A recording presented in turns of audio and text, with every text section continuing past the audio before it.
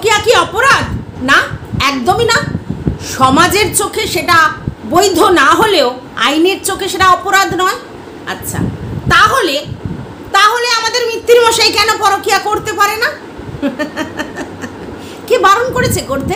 অবশ্যই করতে পারে। আইন তাকে কোনো শাস্তি দিতে পারবে না। কে শাস্তি দেবে? যেখানেই পাঠিয়ে দেয়া হোক, কোনোভাবে কোনো শাস্তিযোগ্য অপরাধ করেনি আমাদের মিত্তির মশাই। কে বলছে? আরে তারই পছন্দের পিসি, মাসি, কাকি, জেঠি, খুড়ি, দিদি সবাই।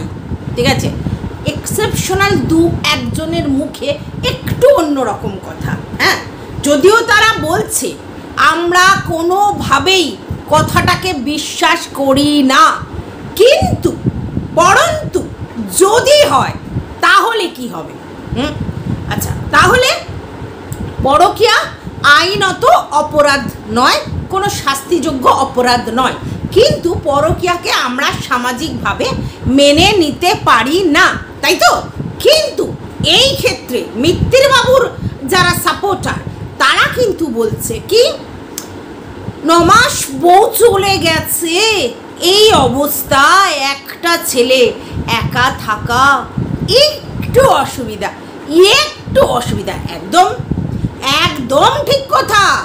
কারণ সত্যিই তো আমাদের চিনু সুন্দরী সব জায়গায় আমিষ খেয়ে খেয়ে বেড়াবে, আর আমাদের মানে মিত্তির মশাই সে শুধু শুকবে আর নিরামিষ খেয়ে খেয়ে যাবে? না না, কে বলেছে? অত বড় ল্যাংচা কোনো কাজে লাগবে না, তা কি হয়? না না, ল্যাটা ল্যাটা ল্যাটা মাছ রে বাবা, তোমরা না কি যে বলো, ল্যাটা ল্যাটা মাছ, সেটা কাজে লাগাবে না? 9 মাস ধরে সমস্ত কিছু মুঠো করে থাকবে, সেটা কি হয়? না, হওয়ানোর দরকার নেই। হতেই পারে, হতেই পারে। কে কাকে শাস্তি দেবে?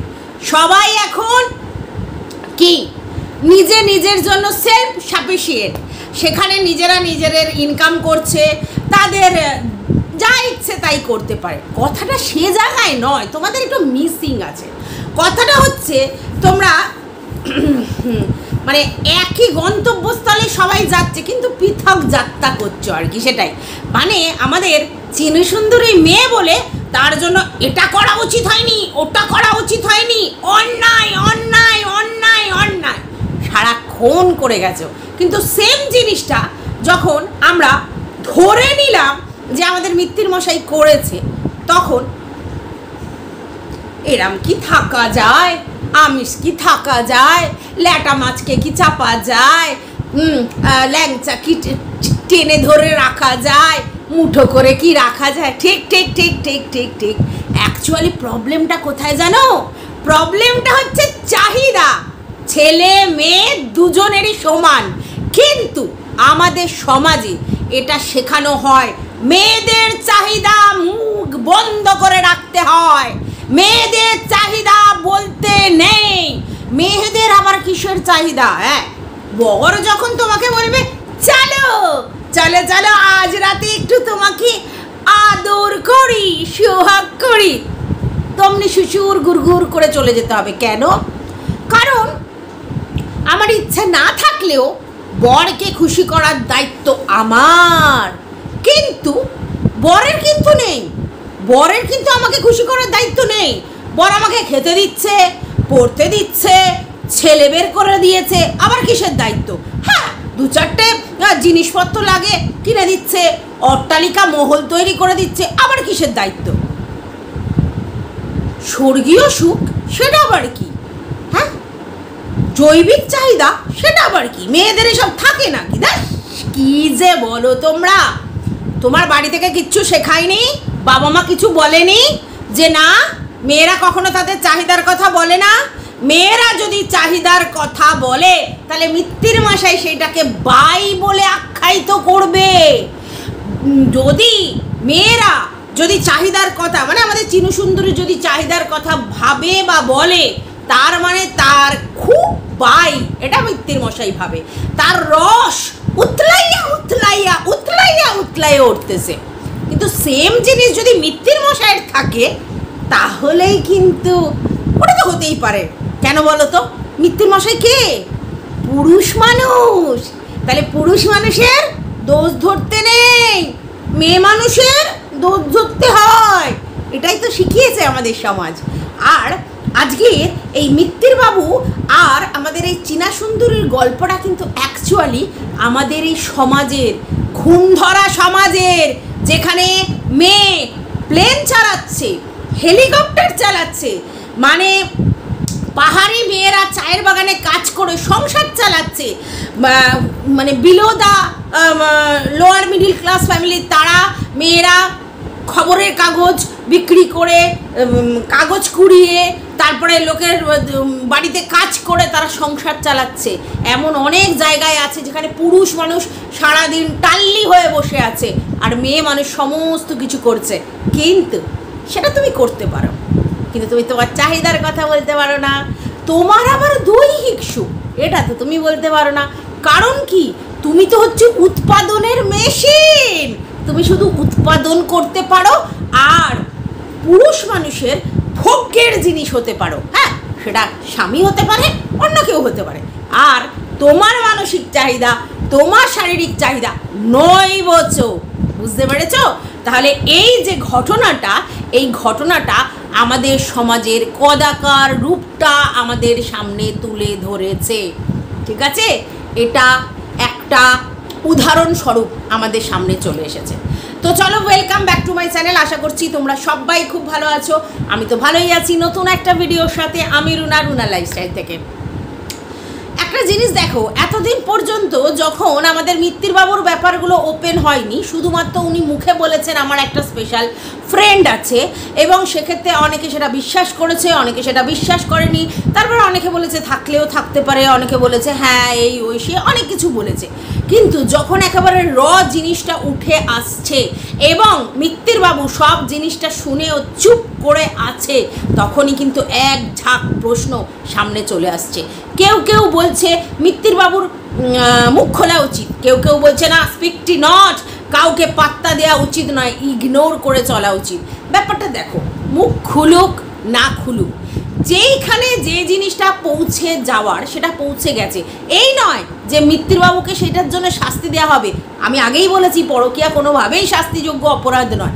কিন্তু ব্যাপারটা হচ্ছে যে যে জিনিসগুলো হয়ে আসছে, যেগুলো জিনিস মানে সোশ্যালি হয়েছে এবং তারপর ইউটিউবের প্ল্যাটফর্মে মিত্তির বাবু নিয়ে এসেছে এবং সেই জায়গা থেকে যেভাবে হিউমিলেট করেছে, আর সেই একই কাজে দুষ্টু যদি তিনি হন, তারপরে কি হতে পারে সেটা নিশ্চয়ই বুঝতে পারছো। তাই সেগুলো দেওয়া হয়েছে। এরকম নয় এই করেছো তার মানে তুমি শাস্তি দিয়ে দেবো তোমাকে, না, একদমই না, ওরমভাবে শাস্তি হবে না।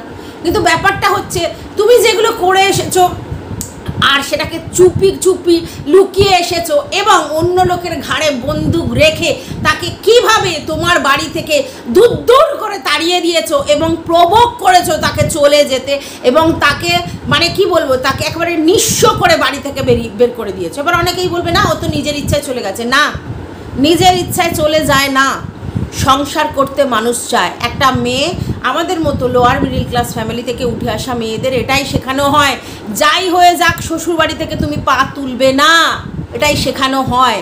তাই জন্যেই কিন্তু সে এত কিছু সহ্য করেও ছিল। কিন্তু আজকের ডেটে যখন দেখলো যে সব জিনিসটা একেবারে ওয়ারেস্ট কন্ডিশনে চলে গেছে, তখন সে সহ্য করতে পারেনি। কিন্তু তার মানে এই নয় সে কিন্তু পা তুলেছিল, কিন্তু তাকে দিনের পর দিন প্রভোগ করে তাকে মানে তার মাথার মধ্যে একেবারে ইনজেক্ট করে দিয়েছে এবং তারপর তাকে রীতিমতো ভয় দেখিয়েছে এবং তার জন্য কিন্তু সে বেরিয়ে গেছে। এবার এখানেই প্রশ্ন উঠছে, সে কেন ডকুমেন্টস নিয়েছিল, সে কেন তার জামা কাপড় নিয়েছিল? দেখো, মিনিমাম জামা কাপড় তো নিতেই হবে, কারণ সব জামা কাপড় তো এইখানেই ছিল, ওর বাপের বাড়িতে নিশ্চয়ই ছিল না। তো গিয়েই তো একটা কারোর হাতে কোনো পয়সা করি নেই, সে নিশ্চয়ই জামা কাপড় কিনতে পারবে না। তো কিছু জামা কাপড় সে নিয়েছিল কাজ চালানোর মতো, আর ডকুমেন্টস তো নেবেই, কারণ ডকুমেন্টস যদি না নেয় তাহলে ওর নিজস্ব জিনিসগুলো মানে ওর যে কোনো কাজে লাগবে সেগুলো তো করতে পারতো না। তো ডকুমেন্টস তো নিতেই হবে। এইবার বলবে তাহলে ডকুমেন্টস আগে হলো, ছেলে আগে হলো না? এক্স্যাক্টলি ছেলে আগে, কিন্তু ও এটা বিশ্বাস করতো যে ছেলেকে ওরা ভালোবাসে, সন্তানটা ওদের কাছে থাকলে তার কিন্তু কোনো ক্ষতি হওয়ার সম্ভাবনা ও দেখেনি, এবং সেই জন্যই কিন্তু সে রেখে গেছে। সে কিন্তু রাস্তায় ফেলে দিয়ে যায়নি, তার বাবার কাছে, তার ঠাকুমার কাছে রেখে দিয়ে গেছে, যারা কিন্তু সন্তানটাকে ভালোবাসে, এটা ও জানতো। এবং সন্তানটাকে রেখে দিয়ে গেছিলো এই কারণে, কারণ একটা ক্ষুদ্র আশা তার মনে ছিল, আজ না হয় কাল পরিস্থিতি শুধরে যাবে, আমি আবার আমার সংসারে ফিরবো। ভুল চিন্তা ছিল, কিন্তু এটাই তার চিন্তা ছিল। কিন্তু আজকের ডেটে সব কিছু পার হয়ে গেছে, ঠিক আছে।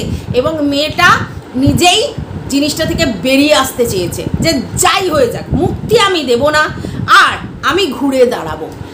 একদম ঠিক ডিসিশান, আজকের ডেটে দাঁড়িয়ে ওর ঠিক ডিসিশান। ও মুক্তি দেবে না, ও তরপাক। বলেছিল না অনেক ভিউয়ার্স যে তুমি ওকে এত সহজে মুক্ত দিও না, তুমি ওকে ধরে রাখো, ওকে কোনোভাবেই ডিভোর্স দিও না, ওকে ছটকাতে দাও। আজকের ডেটে আমরা অ্যাজ আ ভিউয়ার্স এইটাই চিনু সুন্দরীকে বলতে চাই, তুই মুক্তি দিবি না, ছটপট করতে থাক, তুই তোর জায়গায় সেটেল হ, 3 বছর 4 বছর 5 বছর যা লাগে সেটেল হ, তারপর চাইলে মুক্তি দিয়ে দিবি, আর নাহলে এইরামই থাক, না ঘর কা না ঘট কা ধোবি কা, ঠিক আছে, এইভাবেই থাক। এবার অনেকেই বলতে পারো যে রুনা তোমার কি হলো, তোমার তো এরকম রিভেঞ্জ মেন্টালিটি কোনো কালে নেই। না, আমি কোনো রিভেঞ্জ নিতে বলছি না, বাট যে যে অপমানগুলো ও একটা একটা করে সহ্য করেছে, ঠিক সেই অপমানগুলো ও কর্মের দ্বারা ফেরত দিক, অপমানগুলো কর্মের দ্বারা ফেরত দিক, এটা আমার ইচ্ছে, আর সেটাই আমি চিনুর কাছে পৌঁছাতে চাই। এবং কর্মের দ্বারা মানে নিজেকে এস্টাবলিশ করে, নিজেকে সেই জায়গায় অ্যাচিভ করিয়ে, নিজের ধৈর্য শক্তি বাড়িয়ে, ঠিক যেভাবে আজকের ওকে ওর সম্মান পুরো ধুলোয় মিশিয়ে দিয়েছে, ঠিক সেইভাবে ওর নিজের জালে নিজে জড়িয়ে পড়বে, কিচ্ছু করার নেই। কারণ উপরে বসে আছেন তিনি, দু চোখ অন্ধ করে নেই, তিনি চোখে ফেট্টি বেঁধে নেই, কানুন তবু চোখে ফিট্টি বেঁধে রয়েছে, কোথাও না কোথাও আইনের ফাঁক আছে, কিন্তু ভগবানের ঘরে কোনো ফাঁক নেই। সব কিছুর হিসেব কড়াই গন্ডায় এখানেই বুঝে যেতে হবে, এত সহজ তো নয়। তো যাই হোক, মিত্তির মশাই কোনো কিছু বলছেন না এই ব্যাপারে, বলবেনও না হয়তো, কিন্তু মিত্তির মশাই মূর্ছে পড়েছে, এটা তোমরা দেখতে পাচ্ছ। তোমরা হয়তো ভাবছো যে ছেলে পাবে না বলে তাই জন্য মূর্ছে পড়েছে, হ্যাঁ সেটা একটা সাময়িক কারণ, হতেও পারে নাও হতে পারে, ঠিক আছে। কিন্তু আরও একটা ব্যাপার, ভিতর থেকে দলা মেরে উঠছে, পেট ব্যথা করছে। অবশ্যই চপ ফুরুলি খেলে এই গরমে পেট ব্যথা করে, কিন্তু সত্যিই কি শুধু চপ ফুরুলির জন্য ব্যথা? না, মনের মধ্যে গুলগুল গুলগুল গুলগুল গুলগুলো হচ্ছে, সেইগুলো দলা পাকিয়ে পাকিয়ে পাকিয়ে পেটের মধ্যে গুড়গুড় গুড়গুড় করছে, আর সেইখান থেকেই ব্যথা জন্মাচ্ছে, পেট গুড়গুড় করছে, মন খারাপ, মুচড়ে পড়ছে, আপসেট হয়ে গেছে, ঠিক আছে। আর সারাক্ষণ উপরে ঘরে থাকারও চেষ্টা করছে, কারণ প্রাইভেসি মেনটেন করছে। খারাপ তো লাগছে না, বাস খারাপ লাগছে, কোথা থেকে কি হলো, এত দূরে গিয়ে আমি ঘা করলাম, সেই কথাগুলো চলে এলো, খুব টেনশানে পড়ে গেছে, আর তার জন্যই এত মুচড়ে যাচ্ছে, ঠিক আছে। আসলে কি বলতো, যারা দেখবে সবসময় একটা গুডি ইমেজ নিয়ে সমাজে চলতে চায়, মানে শুধু ইউটিউবে না, সমাজে যারা একটা দেখবে গুডি বয় ইমেজ নিয়ে সমাজে চলে, অনেকে আছে এরকম, তাদের দেখবে যদি কোনো কারণে মুখোশটা একটু খুলে যায় বা ছিঁড়ে যায় বা ফেটে যায়, এবং সেই গুডি ইমেজটা কোনো জায়গা থেকে একটা ব্যাডি ইমেজ চলে যায়, তারা কিন্তু খুব কষ্ট পায়, কারণ তারা ওই শো অফটা ধরে ধরে আসে। তারা নিজেদেরকে এই যে সতা মেনলি ছেলেদের কথা বলছি, সতা একটা প্রমাণ করার চেষ্টা সবসময় করে, এবং সব কিছু করবে, কিন্তু তাদের গল্পটা যেন কারোর কাছে প্রডিউস না হয়, পুরো সোসাইটির কাছে তারা নিজেদের ইমেজটা ক্লিয়ার রাখার চেষ্টা করে, সব সময় চেষ্টা করে যে সন্তর্পণে এমন যার সঙ্গে রিলেশন করব পাঁচকান না হয়, এমন কাজগুলো করব যেন পাঁচকান না হয়, মানে কি ইমেজটা ধরে রাখবো, সবই করব, ইমেজটা ধরে রাখবো। এরকম সাধু পুরুষ না আমাদের সোসাইটিতে ভর্তি হয়ে গেছে। আর তারই জলজন্ত উদাহরণ আপনারা মিত্তি মশাইকে দেখছেন ইউটিউবে, বুঝতে পেরেছেন। আর বিপরীতে যে মেয়েটি থাকে সে কিন্তু সারাক্ষণ দোষীর ভাগিদার হয়, কখনো কখনো বউ, কখনো কখনো যার সঙ্গে রিলেশন করে সে। বুঝতে পেরেছেন? এটা কিন্তু আমাদের সমাজের একটা নেকেড ছবি আমাদের ইউটিউবের মিডিয়ায় চলে এসেছে। আমি জানি এগুলো দেখতে অনেকেই ভালোবাসেন না, কি নোংরামো হচ্ছে, কিন্তু ব্যাপারটা হচ্ছে বুঝুন, এটা আপনাদের মিনিয়েচার, সোসাইটির মিনিয়েচার, যেখানে এই লেভেলেই লোকজন চলে আর এই লেভেলে হয়, এবং একটা ছেলের সঙ্গে কি বিহেভিয়ার করা হয়, একটা মেয়ের সঙ্গে কি বিহেভিয়ার করা হয়, একই কাজে দুষ্ট দুজন, তাদের কিন্তু ডিফারেন্স অন্য হয়ে যাচ্ছে। একজনকে একেবারে হিউমিলেট করা হচ্ছে আর একজনকে সিম্প্যাথি দেখানো হচ্ছে, না এরকম ওরকম সেরকম, ওর বউ চলে গেছে, ওর এই হয়ে গেছে, ওর সেই হয়ে গেছে। কিন্তু এই যে আমাদের মিত্তির মশাই, এটা যে পূর্ব থেকে অনেক কিছু করে এসছেন এবং তার চারিত্রিক দোষ অনেক অনেক জায়গায় একটু একটু করে ছাপ আছে, সমস্তটা আস্তে আস্তে আস্তে আস্তে আস্তে আস্তে চলে আসছে, আসবেও। সত্য তো চাপা থাকে না, বেরোবেই। এখন কিন্তু ওই ওনার ছেলের কাস্টাডির ব্যাপারটা সেরকম একটা প্রায়োরিটি পাচ্ছে না কন্ট্রোভার্সি ক্রিয়েটারদের কাছে। তারা বলছে পেলে ভালো, না পেলে বাবার কাছে থাকলেও যা, মায়ের কাছে থাকলেও তা, এত কেন তোমরা রিভেঞ্জফুল হচ্ছ, কেন এত চিন্তা করছো? হ্যাঁ হলে ভালো লাগবে, কিন্তু যদি বা মায়ের কাছে চলে যায় তাহলেই বা কী অসুবিধা আছে, সন্তান যাতে ভালো লাগে সেই চেষ্টা করে। এক্স্যাক্টলি এক্স্যাক্টলি বস, লাইনে এসো, এই কথাটাই বলতে চেয়েছিলাম।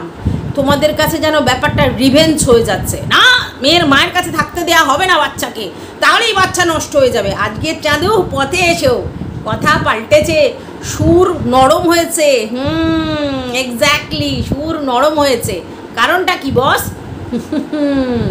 আসছেই, সেই আসছেই, সেই আসছেই, ওই জন্যে।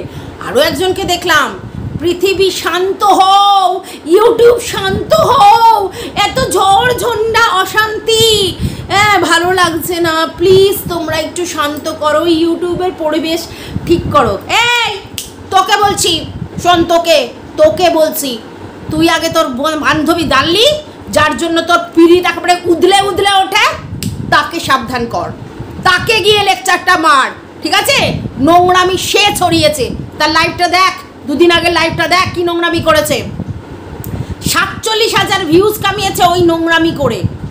ভালো করে গিয়ে তার ভিডিওটা দেখে আয়, তার লাইভটা দেখে আয়, তারপরে লেকচার মারবি, পরিবেশ ঠিক করো। তোর রুচিরা তো ওইখানেই বোঝা গেছে, তুই দাল্লির মতো লোককে সাপোর্ট করছিস। হতে পারে তুই মিত্তির বাবুকে সাপোর্ট করেছিস, হতে পারে, আমি দেখেছি তোর বহু ওদের পুরনো ভিডিওতে তোর কমেন্ট আছে, তুই ওদেরকে অনেক দিন থেকে দেখতিস, তার জন্য মিত্তিবাবুর প্রতি তোর ফিলিংসটা জন্মাতেই পারে। আর তুই যে টিনাকে পছন্দ করতিস না, সেই কমেন্টেই উঠে এসেছে, কারণ তুই সেখানেই লিখেছিস টিনার অহংকার হয়ে গেছে, টিনা যেন কীরকম বিহেভিয়ার করছে, মায়ের সঙ্গে তুলনা করছে 2 বছর আগেকার ভিডিওতে। ভালো করে দেখ, যাকে বলছিস সে ভালো করে বুঝছিস, ঠিক আছে? আমি জানি তোর টিনাকে ভালো লাগে না, লাগতে পারে, তোর মিত্তির বাবুকে বেশি ভালো লাগে, হতে পারে, এটা তো কোনো ব্যাপার নেই। কিন্তু তার জন্য তুই আজকের মিত্তির বাবুকে সাপোর্ট করতে গিয়ে তুই দাল্লির মতো লোকের কাছে গিয়ে বান্ধবী পাঠিয়েছিস। দাল্লির সব কথা তোর ভালো লাগছিল, দাল্লির পাশে ছিল, ভালো লাগছিল, দাল্লি এই করছে ওই করছে, সব ভালো লাগছে। আজকে তুই শান্ত হও দেখাচ্ছিস কমিউনিটি পোস্টের মাধ্যমে। শান্ত? কে শান্ত হবে? কেন শান্ত হবে? তোরা শান্ত হয়েছিলিস? একটা মেয়েকে যখন টর্চার করছিলিস শান্ত হয়েছিলিস? হ্যাঁ, আজকে শান্ত হওয়ার লেকচার মারছো? তোমার লেকচার তোমার পকেটে গুজে রাখো, ঠিক আছে? আর শান্ত যদি করতে হয় আগে দাল্লিকে ঠিক কর, তারপর অন্য লোককে বলতে আসবি, মাইন্ড ইট। আচ্ছা, আর কি বলছে? কি সব নোংরামো হচ্ছে, এই হচ্ছে সে, মনে নেই? ডাইনি যখন বলেছিলিস, মনে আছে? হ্যাঁ মনে আছে রে? হ্যাঁ কি বলেছিলিস? ডাইনি বলেছিলিস, আর কি বলেছিলিস? দাঁড়া, ওইটা আমি মনে করতে পারছি না, কি বলেছিলিস? রক্ষিতা মনে আছে? আমি তোকে বলেছিলাম রক্ষিতা মানেটা আগে ভালো করে বোঝ, কমিউনিটি পোস্টের মাধ্যমে দিয়েছিলাম, তুই আবার কোত্থেকে একটা জোগাড় করেছিলিস, বলেছিলিস বউয়ের মতো রাখলে। আমি তোকে বলেছিলাম বউ মানে কি জিনিস জানিস? বউ মানে তাকে ভরণ পোষণ দুটো দিতে হয়, ঠিক আছে? দিয়েছিল যার কথা বলছিলিস, যার রক্ষিতা, তারপর থেকে অবশ্য তুই ওই কথাটা আর ইউজ করতিস না, প্রাক্তন কি সব বলতিস, ঠিক আছে ভাই, ঠিক আছে। তো চেঞ্জ নিজেকে করতে হবে, পরকে শুধরানোর আগে নিজের ঘর ঠিক কর, আগে নিজে শুধরা, পরে তোর বান্ধবী, তোর সার্কেল, তোর এন্টার যে যাদের সঙ্গে তুই ভিডিও করিস তাদের শোধরা, তারপর বিপরীত লোককে শোধরাতে আসবি। বুঝতে পেরেছিস? মাথা রাখিস কথাটা। তো যাই হোক বন্ধুরা, বহুত বড় বড় লেকচার এর বহুত বড় বড় লেকচার। একটা মেয়েকে কেউ ডাইনি রক্ষিতা কি করে বলে? একটা ইউটিউবের প্ল্যাটফর্মে এসে কেন বলে? কিসের জন্য বলে? পরকিয়া করলে সে রক্ষিতা হয়? যাই হোক, এটুকুনি বলার ছিল এই ভিডিওটাতে। কেমন লেগেছে ভিডিওটা অবশ্যই জানাবে কমেন্ট বক্সে। টাটা।